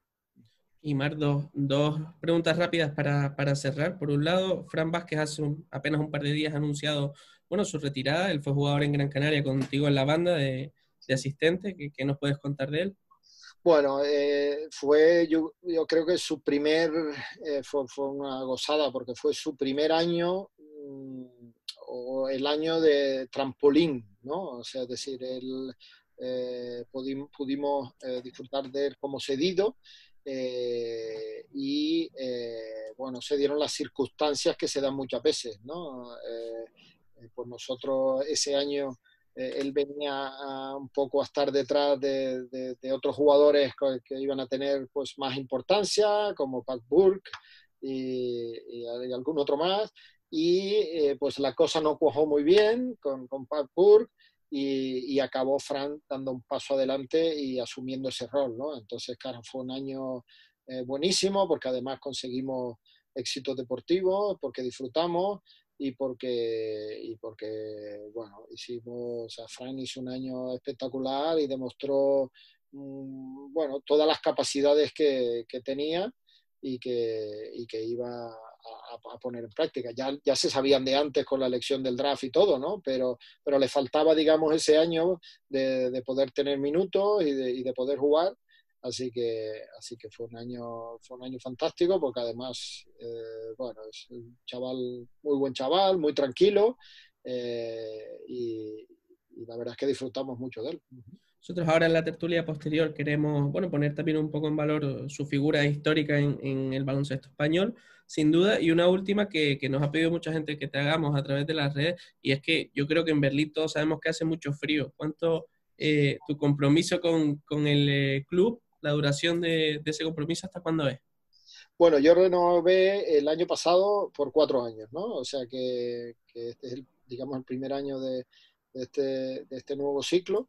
En este mundillo del deporte es todo un poco más digamos, incógnita al final, ¿no? Si las situaciones pues siguen como son, así que yo intento ir mentalmente, nosotros todos como familia intentamos ir día a día, porque año a año, más que día a día, digamos, ¿no? Haciéndonos un plan de ir viviendo el día a día, pero con un enfoque de año en año, porque claro, yo no sabía, no me esperaba cuando estaba ahí en Gran Canaria que fuese a tener, digamos, que salir al año siguiente, o iba a vivir en Madrid, o ahora en Berlín, entonces, bueno, intentamos a partir de ahí ir disfrutando las experiencias, intentar hacer el mejor trabajo posible. Echamos mucho de menos Gran Canaria porque sí, los canarios somos así, no solo por la tierra, sino por la gente y por la familia, por todo. Y ahora pues nos ha pillado bueno, yo no podía ir, pero la familia iba en Semana Santa y eso se ha acabado. Así que estamos un poco cruzando dedos para que en verano sí que podamos ir, porque no sé si tanto tiempo sin ir. Pero bueno, profesionalmente de momento, pues aquí la verdad es que estoy contentísimo en un momento profesional, digamos, muy, muy bueno y nada, pues vamos día a día. Como decía antes, la verdad que ha sido un placer hablar contigo. A mis compañeros yo sé que también se nos quedan miles de preguntas por hacerte. Seguro que más adelante podremos. Nada, darte las gracias por haber estado con nosotros, Imar. Muchas gracias. Muy bien, muchas gracias a ustedes. Y yo me he sentido muy cómodo, la verdad. Un poco de tensión a que Cristian no usara el guantelete del universo. Iba a tener que ir a buscar el que tenemos en casa de mi hijo, pero bueno. Yo tengo mi propio setup, no me pongo ningún croma detrás, tengo mi propio escenario aquí. Hay que hacer publicidad también. Bueno. Muchas gracias, Imar. Bueno, que vaya todo bien, mucha salud. Gracias. Hasta luego, Imar. Bueno, decía, un placer, la verdad, siempre hablar con Imar. Nos quedamos nosotros. Juanfran, creo que no te lo dije antes, pero Pablo Aguilar le puso nombre a esta sección. Él dijo que nos quedábamos a rajar. Y bueno, no es así estrictamente, pero bueno, que sepas que ese es un poco el espíritu de esta sección. Si quieren, empezamos por lo último. Fran Vázquez ha anunciado su retirada esta semana. Fue un jugador que en Gran Canaria nos regaló en una temporada solo que estuvo grandes momentos y quería preguntarles un poco qué recuerdo tienen de él y bueno, qué balance hacen de su histórica carrera en el baloncesto español. Por seguir el mismo orden, Juanfran, si quieres empezar tú. Sí, yo creo que, bueno, una pieza de lo que ha sido el Gran Canaria durante su historia, o parte de lo que ha sido el Gran Canaria en la historia, que ha sido descubrir jugadores, descubrir talentos, o buscar jugadores que puedan entrar en el puzzle del equipo para que se puedan formar y además a la plantilla del Gran Canaria.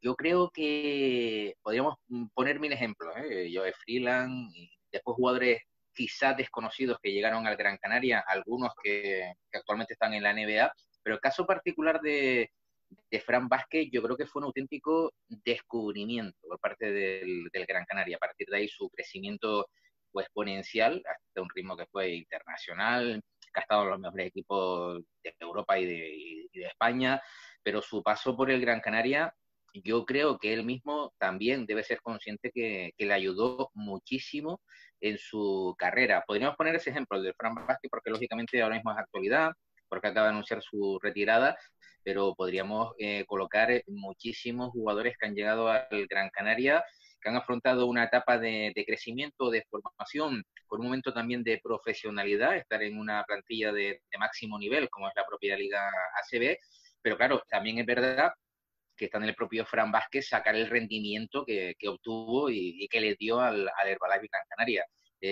Yo pondría en el debe del Gran Canaria el fichaje y lógicamente también el de Fran Vázquez, que bueno, ahí están sus méritos, ahí están sus números, ahí están sus equipos. Hay que reconocerle que ha sido uno de los grandes de la última década prácticamente del baloncesto español. Sí, se cumplen también ayer o antes de ayer 10 años de la Euroliga del Barcelona y bueno, con Fran Vázquez como pívot prácticamente, bueno, titular. ¿Santi? Sí, Fran, yo creo que le podemos definir como profesional. Él lo que hacía lo hacía muy bien. Era un jugador que siempre ha sabido darle al equipo lo que ha necesitado en cada momento.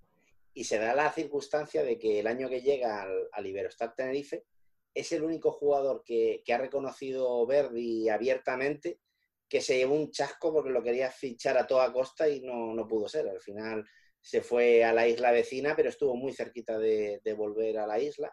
En su momento dejó un gran recuerdo aquí y la verdad es que, hombre, te da pena, ¿no?, que se haya retirado. Yo todavía le veía para aguantar algún año más y bueno, nos quedaremos con las ganas de haberle vuelto a ver de amarillo. ¿Cristian? Bueno, yo creo que, sinceramente, como decía Aimar, creo que él lo definía perfectamente. En Gran Canaria fue donde Fran dio esa explosión definitiva, ese salto definitivo para estar dentro del status quo o dentro del Star System del baloncesto español, que luego en Unicaja pues, pudo refrendar en su paso por Girona, Barcelona y tantos clubes en los que ha estado. Y creo que su carrera, evidentemente, es histórica en cuanto al tema de récords. Creo que el ACB está dentro del top 10 de algunos e incluso tenemos por ahí que es uno de los pocos jugadores que ha hecho un triple doble en la historia del ACB. Y yo me quedo con lo bueno, pero me quedo también con lo malo. A mí me hubiese gustado verlo en la NBA, me hubiese gustado verlo probar en Orlando. Yo creo que Orlando gastó un número 11 del draft en Fran Vázquez que le ha salido bastante caro a la larga, ¿vale? Porque estamos hablando de un número 11, no es cualquier cosa, ya lo decía Imar en el tema de las primeras rondas del draft de NBA. Me hubiese gustado más verlo en la NBA, poder verlo en la NBA y ver cómo, o al menos una temporada como Juan Carlos Navarro, probarse un poco y demás. Y luego también me quedo con una cosa importante, y es verdad que está todo solapado un poco porque hemos tenido una generación de jugadores impresionante a nivel nacional que lo ha ganado prácticamente todo, ¿vale? Pero yo creo que Fran, pues bueno, tuvo la mala suerte de que por una lesión no estuvo en el Mundial de Japón, por la cual entró Marc Gasol, que yo creo que muchas veces nos olvidamos de que Fran Vázquez iba a ser parte de ese equipo nacional y ya por último, aunque creo, si no me equivoco, que solo ha podido ir 2 veranos más las ventanas con España, me gustaría recordar un partido que creo que es de cuartos de final del Eurobásquet de 2005, en el que si no llega a ser por Fran Vázquez, pues España no hubiese competido en las semifinales. Al final no se llevó medalla España en ese torneo, pero bueno, creo que Fran pues también ha sido parte de la historia de la selección, tanto por una lesión que luego provocó la eclosión de Marc Gasol, y por ese partido que yo por lo menos todavía lo recuerdo. Sí, no recuerdo si creo que era el europeo de Novi Sad y era Croacia, si no me equivoco, la otra selección. Sí, Croacia era el rival de España en aquel partido. También hay que comentar, bueno, la ACB ha hecho pública la lista de 10 candidatos, aunque bueno, ya habían salido todos los nombres, para albergar esa fase final de la Liga Endesa 2020, los tengo aquí delante. Bueno, son conocidos, pero Madrid, Barcelona, Andorra, Navarra, Zaragoza, Menorca, Valencia, Almería, algunas de estas tres últimas llaman un poco la atención y por supuesto las primeras que se conocieron, por no decir que se autopromocionaron, Tenerife y Gran Canaria. Es verdad que el compañero José Antonio Felipe ha dicho que parece que la ACB acaba de publicar hace 37 minutos, le gusta mucho la opción de Valencia y prácticamente no contempla ninguna otra. No voy a decir que la decisión está tomada porque para empezar vamos a ver si se acaba jugando. Pero hombre, queríamos comentarlo, ya hablábamos en semanas anteriores un poco de todo este tema, ahora ya, bueno, los nombres de las candidatas están sobre la mesa, sobre todo con la certeza de que no va a haber ninguna más de estas. Tú, Juanfran, que no estabas en las semanas anteriores, ¿cómo ves todo este tema? ¿Crees que la competición se puede retomar? Y en ese caso, ¿crees que Gran Canaria tiene opciones?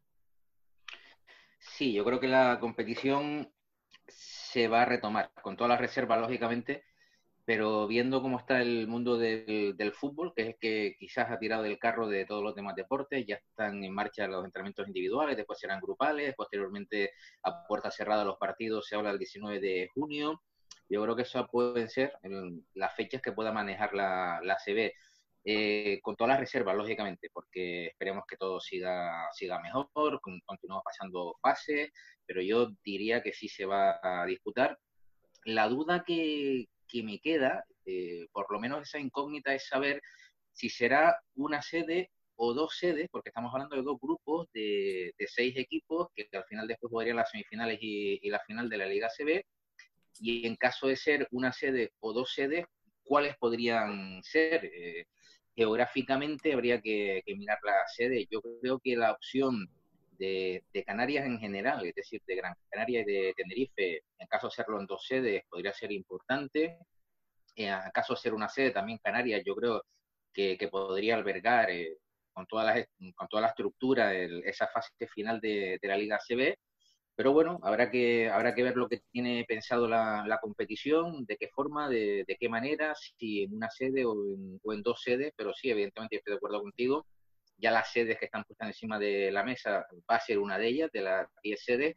Ahora habrá que esperar que de manera oficial sea la propia Liga ACB la que decida cómo se va a disputar ese formato, que eso sí, a mí me parece extraordinario el formato que ha presentado la Liga ACB para finalizar lo que es la actual competición liguera, y con todas las reservas a día de hoy, mirando a un mes vista aproximadamente que pueda volver a competir, yo diría que sí, que se va a jugar la fase final y que vamos a tener campeón este año de Liga ACB. ¿Santi? Me llama la atención, ¿no? Parece que el Ministerio de Sanidad va por un lado y la ACB va por el otro, porque que estén ahí metidas Madrid, Barcelona, Valencia, creo que Navarra también, ninguna de ellas logró pasar a la fase 1 de la desescalada. El caso de Madrid es especialmente sangrante, pero es que Barcelona no le va a la zaga, y Valencia es cierto que tiene las mejores instalaciones para poder hacer una fase de ese tipo, porque la Alquería cumple con todos los requisitos y demás, pero no sé cómo va a estar Valencia para ese momento en el que haya que jugar. La opción de doble de Tenerife-Gran Canaria que apuntaba Juanfran es la que venía apuntando en las semanas anteriores con vosotros, que yo la veía la más lógica, primero porque repartes un poco entre las dos sedes, no cargas todo en un único lugar, con lo cual va a ser más fácil para poder habilitar los partidos, los entrenamientos y demás, y después una de las dos sedes cogerla para la final entre los dos mejores de cada grupo puede ser una solución viable. Está claro que el tema económico va a hacer que intenten jugar a toda costa. Se está viendo en el fútbol, están apareciendo positivos todos los días en muchos de los equipos que han empezado ahora a hacerse los test y no pasa nada. Sigue la marcha porque la intención es jugar como sea, y en el baloncesto pasa lo mismo. Si Movistar llega y te reclama todo el dinero de las televisiones porque al final la competición no termina, pues te vas a meter en un problema gordo. Entonces suspenderla supongo que va a ser lo último, y van a intentar por todos los medios que se hagan. Ya te digo, yo mi apuesta también en Canarias, pero con doble sede. Ya lo decíamos en semanas anteriores, simplemente por recordarlo, por si alguien no ha visto los programas, que esa sede doble, diversas informaciones de compañeros de muchos medios hablan de que en la propia asamblea del día 20, bueno, se dijo que no, que si es sede única. Estoy de acuerdo yo contigo, Santi, en que esa opción Canaria doblemente, más allá de que los cabildos sean capaces de colaborar y el gobierno de Canarias se quede un poco ahí, y los lobbies hoteleros se queden un poco ahí en tierra de nadie. ¿Tú, Cristian, cómo lo ves? Bueno, sinceramente, yo vengo apuntando, ¿no? Cada vez que me preguntan sobre este tema, siempre digo lo mismo. Creo que Valencia, y al hilo de lo que tú decías, es la que va a la cabeza. Porque por infraestructuras es la mejor. O sea, hemos hablado de la Alquería como...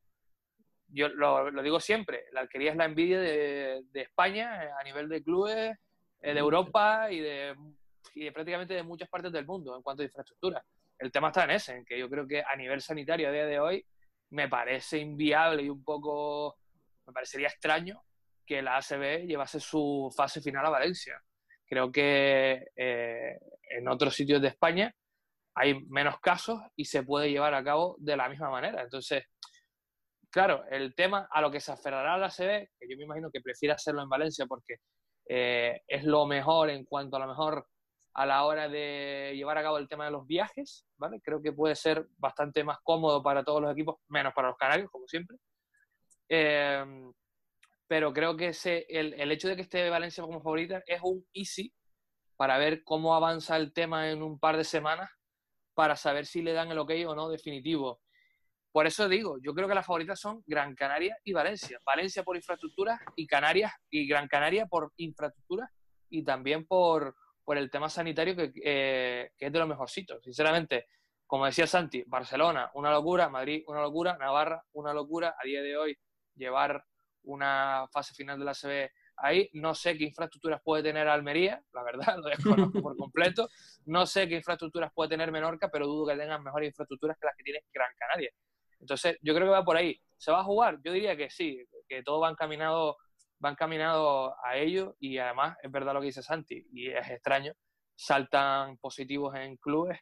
De hecho, se habla también de algún positivo en algún equipo ACB que todavía no ha salido a la luz, y todo marcha con cierta normalidad. Entonces, todo va encaminado a ello. Yo pienso que si la situación en Valencia mejora, se la van a llevar a Valencia porque es lo que la ACB quiere.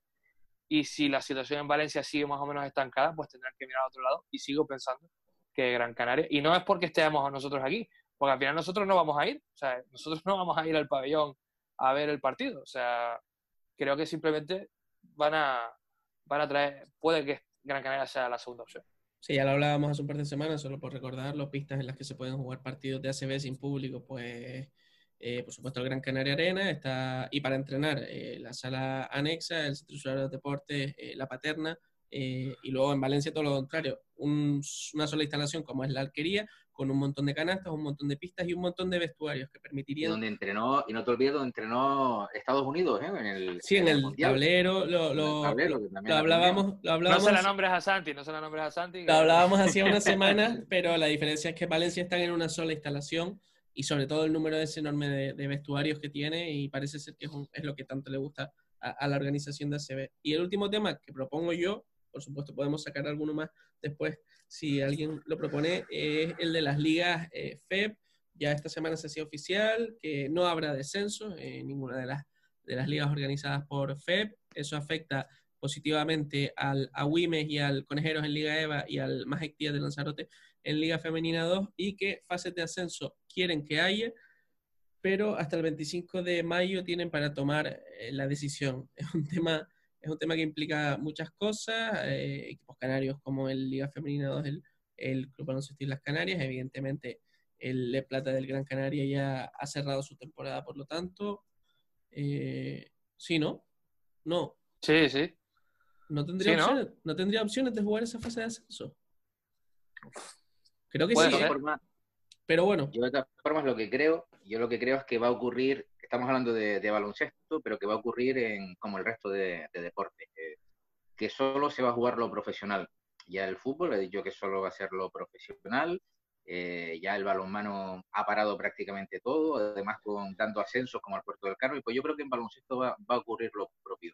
Después habrá que determinar si hay o no fase de ascenso, y si no hubiera fase de ascenso, yo estoy de acuerdo que tendría que subir el Spark Gran Canaria, tendrían que buscar la fórmula para que, como en balonmano, subiera uno por cada grupo, o buscar el campeón de grupo, pero yo creo que en el baloncesto solo se va a jugar, me da la impresión que solo se va a jugar lo que es la Liga CB, lo máximo, lo de más altura, y después se verá cómo determinan la conclusión, si en los despachos lo que son los ascensos, o si se juegan unos pequeños fases de ascenso, unos ascensos express a partido único en sede única.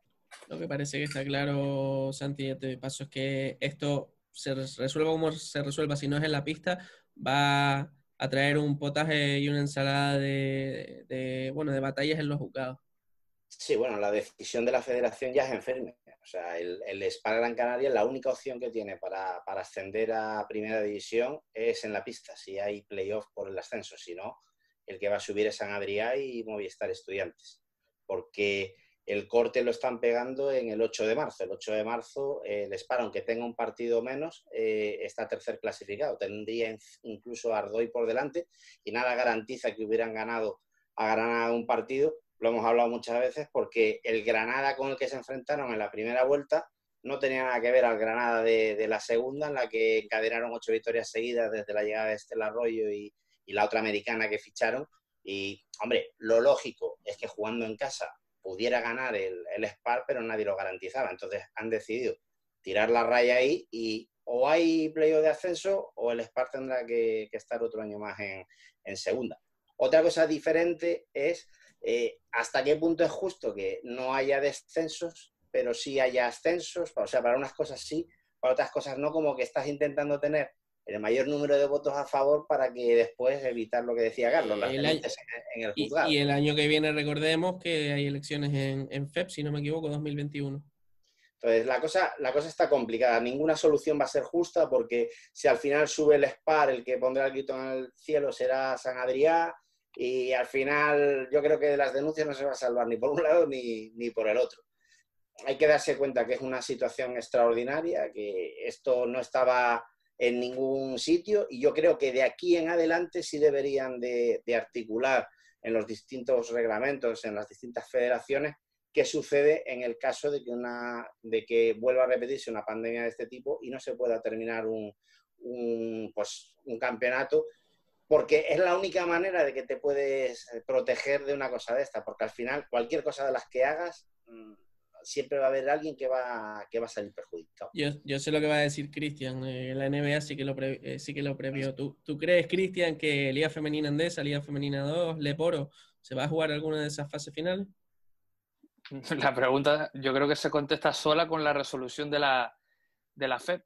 Se dan hasta el 25 de mayo y tienen que acabar antes del 30 de junio. Sinceramente no hay tiempo para celebrar fases de ascenso, salvo que sea un aquí te pillo, aquí te mato. Sin jugadores extranjeras que están en sus países. Sin jugadores extranjeras, hay sin muchos entrenar, equipos que se han quitado de en medio a todas las jugadoras para no pagar salario. No es que hayan hecho un ERTE, no, es que han rescindido contratos. O sea, de repente tienes que llamar a todas las jugadoras para jugar un hipotético playoff por el título. Eso no va a pasar, no va a suceder. Yo creo que podría ser a partir de ahora. Yo creo que en los contratos va a haber también cláusulas de pandemia posiblemente, y las ligas o las federaciones a lo mejor también van a tener un seguro en caso de que esto ocurra. Yo creo que esto va a variar todo el mundo del deporte. Estoy de acuerdo con Santi, esto es una situación extraordinaria. También estoy de acuerdo con Cristian. Si se han puesto esa fecha límite, es posible que no haya, salvo que sea en fase de ascenso express, como va a ser el fútbol, a un partido en una sede y veremos lo que ocurre. Yo creo que no va a haber tiempo de poder desarrollar, y si no ya lo estarían planificando como es la CB. Fíjate que la propia CB todavía no determinado el lugar donde se va a desarrollar, pero ya sabemos cómo y el protocolo y de qué forma y qué equipos van a jugar esa fase final. Y empiezan a Ahora está todo entrenar el ahora. desarrollo. Si no lo han propuesto a fecha de hoy, y ya estamos en mayo, hombre, no diría yo que no se va a jugar, pero que sí está bastante complicado que se pueda desarrollar algo más, ¿no?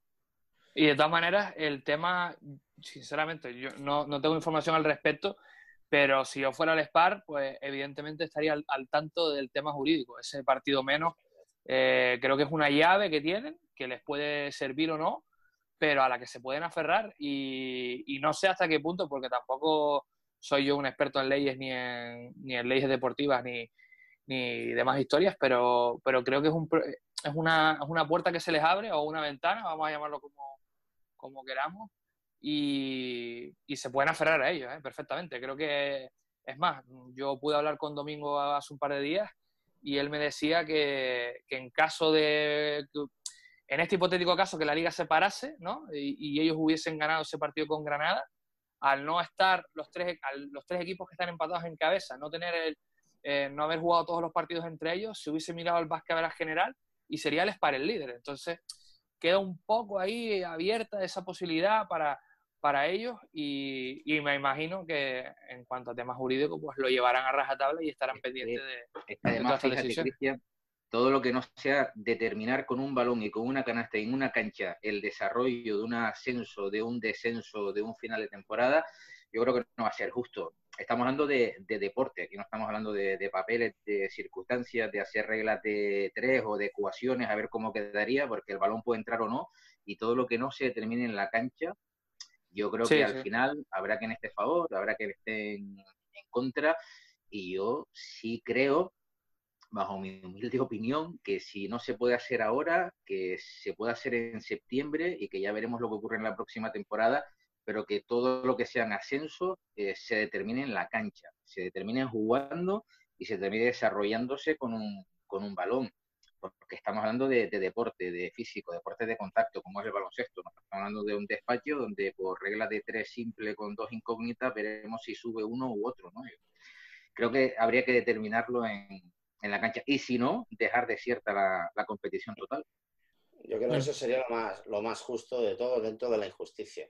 Porque es que al final ese partido nunca se va a poder jugar y el easy no te lleva a nada. Y no solo ese partido, sino todo el restante de la competición. Tú tuviste un calendario más fácil, no lo tuviste tú. Bueno, evidentemente. Además, te digo, cuando la federación que tenía la posibilidad de haber metido el corte, como han hecho otras federaciones, al final de la primera vuelta, que ahí sí era líder. Además, creo que se puso líder esa misma jornada. O sea, la última jornada de la primera vuelta se puso líder, una situación parecida a la que tienen ahora.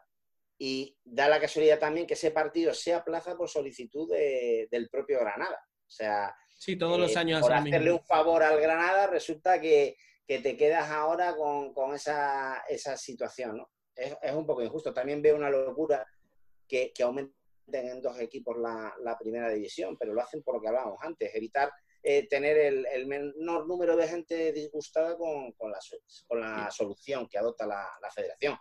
Y en este caso, cuando la federación elige tomar el 8 de marzo como raya, es que no tenía demasiado interés en que el SPAR Gran Canaria subiera a primera división. Fíjate, Santi, que hablamos de buscar la situación más equitativa o mejor para todos, ver cómo se puede desarrollar una fase de ascenso, etcétera. Se habla que la medida más justa, te digo se habla porque ahora explicaré por qué lo digo, es al final de la primera vuelta, que es cuando todos han jugado frente a todos.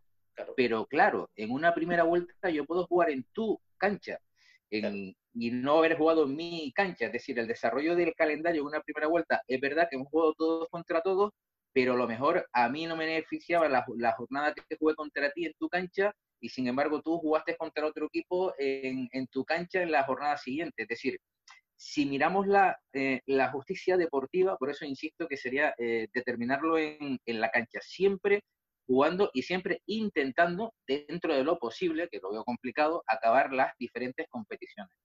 Es decir, jugar lo que resta de temporada. La prueba le tienes en el partido entre los dos, entre el Sant Adrià y el Spar. En la primera vuelta, el Sant Adrià les pega un buen meneo.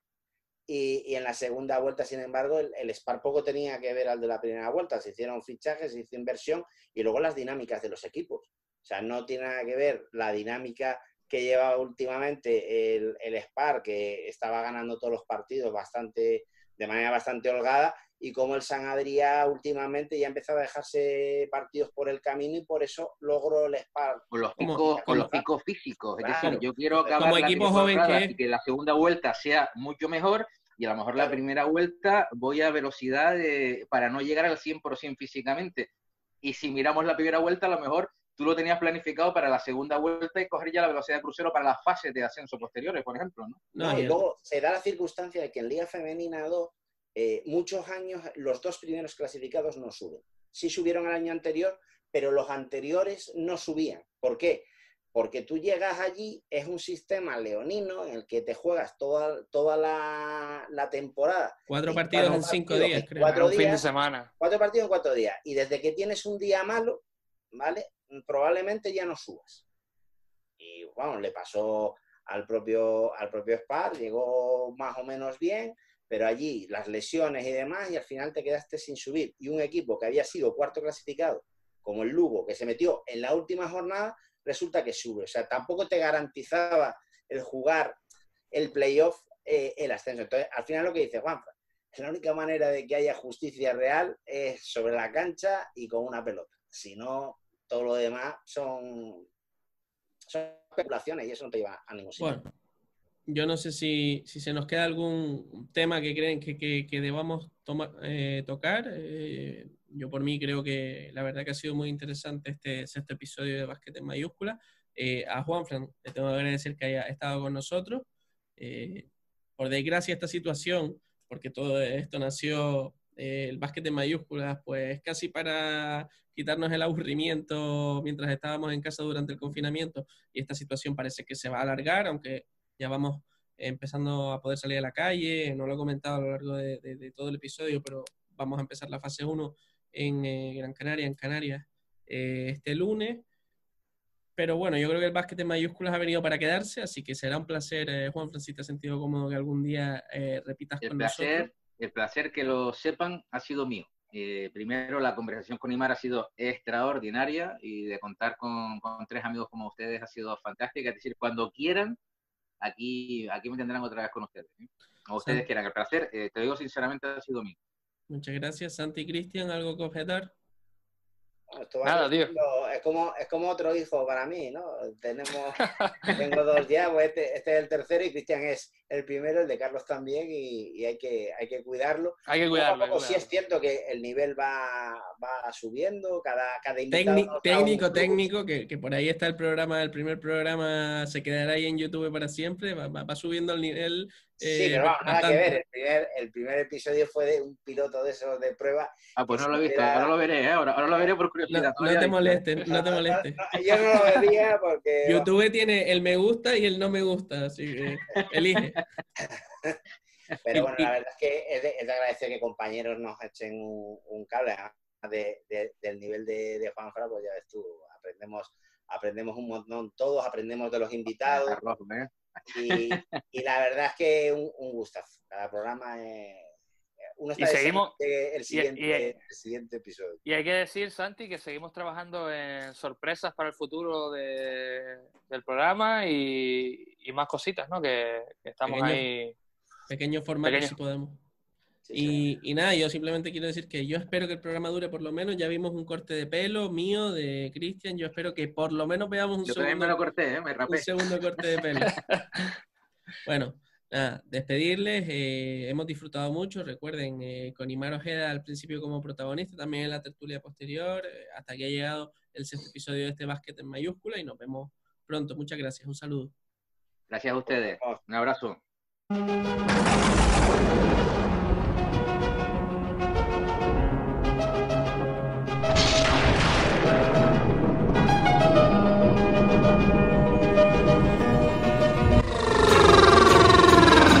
Recibe Marcus Ericsson de 3. Triple. Dime que que no estoy soñando. Van Mullis, Pieter zit meteen agenda.